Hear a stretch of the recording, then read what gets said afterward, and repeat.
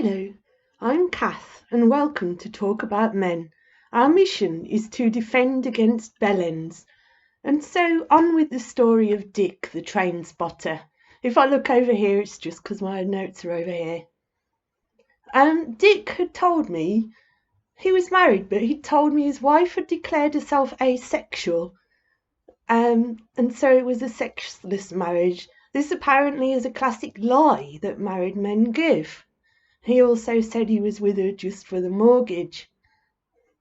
So after I was raped, Dick told me that he didn't want me to talk to him about that I was raped because he didn't know what to say and he couldn't handle it on top of his commitments.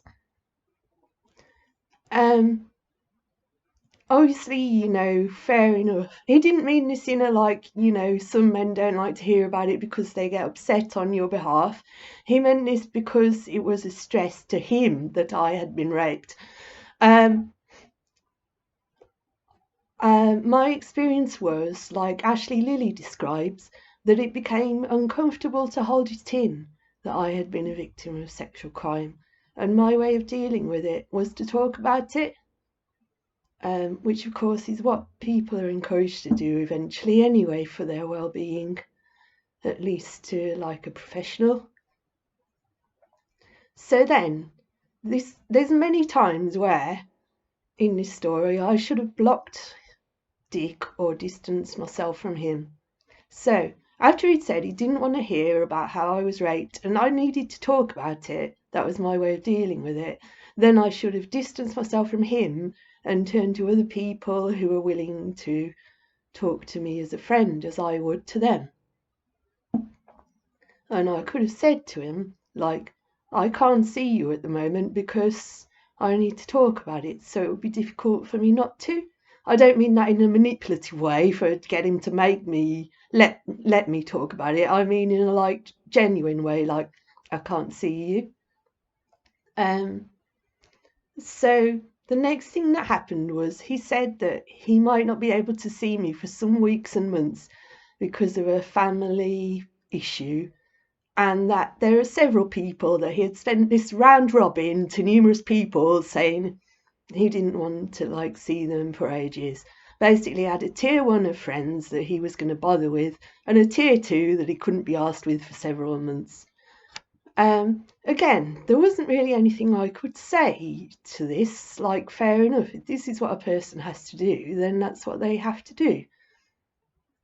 If this happened with anyone else in future, I would just say, no, that doesn't happen to me, and block or unfriend the person, purely because of my experience with Dick and what he went on to be like.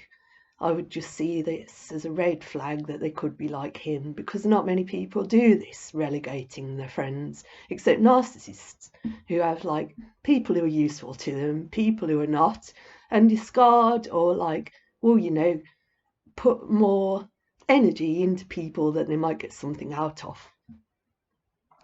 And I don't let people drop me and then pick me up again now because of my experience with Dick. I see it as a red flag.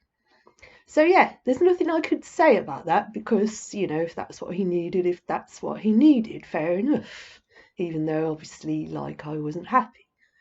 But the next day we were at the train spotting group, and at the end of the evening he said to the various people there, I'll see you on Monday, I'll see you on Tuesday, I'll see you on Wednesday. And to me, he left the group, he wafted his hand behind me, and I'll see you on Thursday.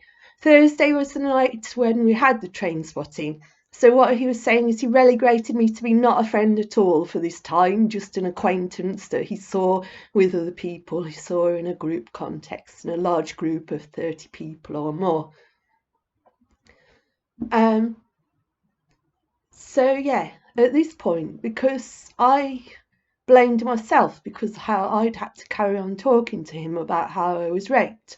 I couldn't help it because, my bipolar and also the trauma of the incident, I genuinely couldn't help it. It affects how much you talk if you have bipolar.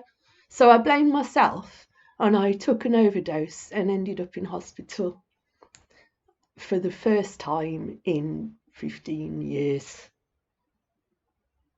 The next time where he treated me badly was he and a friend decided to slag me off publicly in front of the group for how I had been messaging while I was ill in hospital. And of course, how much we message is someone else's choice, his choice, all along the line. If he didn't reply to me, I wouldn't have messaged him back, and I wouldn't have messaged like at all. I'm not thick. But yeah, so publicly slagging me off. This was another instance where I could have distanced myself from him or blocked him. Of course, it was harder because we were in the same social circle, and this was one of my main social evenings that I went to. The next thing he did, this was all over like quite a few months, so it wasn't like really fast and then I might have responded to it differently. He was chatting to me in between these incidents. He'd go for a week or so, detach himself, and then come back in and charm me again, which is what narcissists do. So yeah, he unfriended me on Facebook.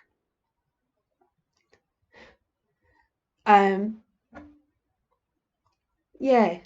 And another time I said to him that this group we went to hadn't seen the best of me. I mean, because I hadn't been well, they haven't seen the best of me yet. And he goes, I hope so. So, like, making derogatory comments about me, on top of these numerous genuine rejections, including unfriending, slagging off in public, and so on. So,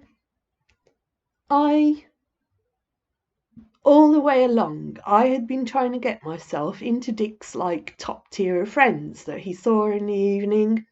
That's why it hurt me so much when he like rejected me and I was ill. So I decided that I still wanted to win him. I still wanted to want him to be my friend, a close friend. And my self-worth was based on him liking me. So numerous times I could have distanced myself and friended him. Instead, I like committed myself to like winning him back until eventually I did manage to win him back. But the outcome in the long run or the medium term wasn't a good one. Assert your worth to yourself. If someone treats you like shit, bin them. Bin them again, bin them again. All these numerous incidents could have resulted in a bin. In fact, if you remember, his first interaction with me, saying he was looking for a woman to help him with research into a fetish scene. Bin immediately.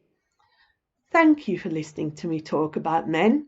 If you have a story you wish to share, you can email the link in the description. Please like, share and subscribe. I'm also opening comments.